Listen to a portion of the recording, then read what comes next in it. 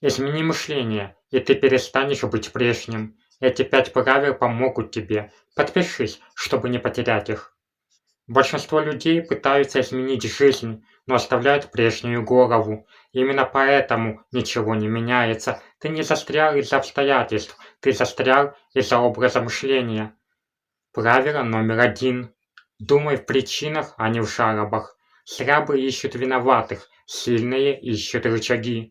Там, где ты берешь ответственность, там появляется сила. Правило номер 2. Перестань реагировать, начни выбирать. Реакция – это рабство. Выбор – это контроль. Ты не обязан отвечать эмоциями на каждый удар. Правило номер 3. Перестань ждать мотивацию. Мотивация приходит к тем, кто уже действует. Действие создает веру, а не наоборот. Правило номер 4. Перестань сравнивать, начни расти. Правило номер 5. Напиши в комментариях.